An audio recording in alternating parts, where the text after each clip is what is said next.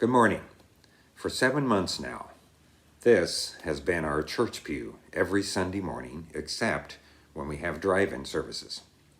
And while I must admit it is a little more comfortable than our seats at Crosswinds, this is just not a substitute for us all being together in worship.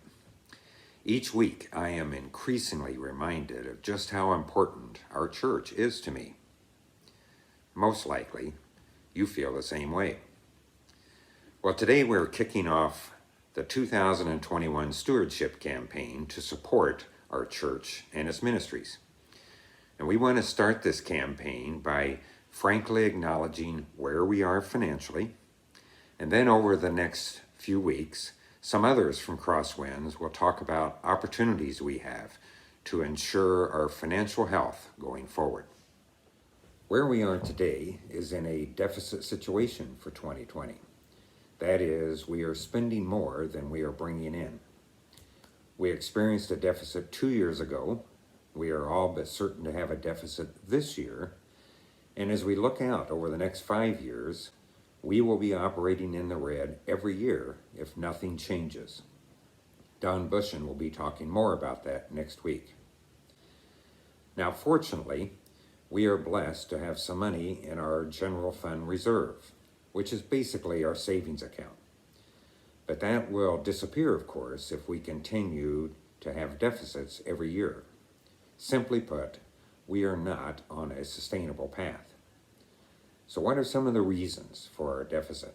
On the giving side of things, our giving is simply not growing.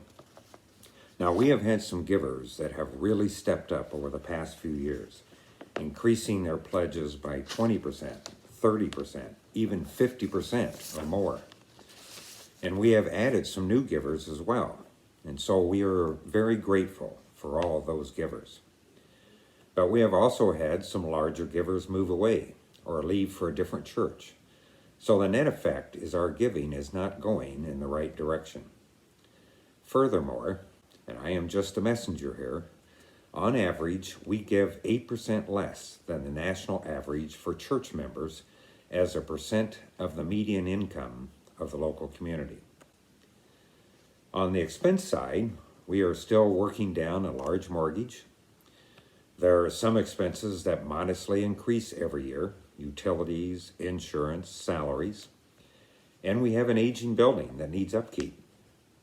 Plus next year, with Park and Ride suspending and possibly eliminating its service from Crosswinds, we are having to assume responsibility for snow plowing our parking lot and all other upkeep. Most of our expenses have been held flat year after year, but that isn't possible with some things. The bottom line is that our giving is flat to declining, but our expenses are slowly but steadily increasing. So, as you listen in the coming weeks to some of the opportunities we have to create a financially healthy church, be thinking and praying about this question.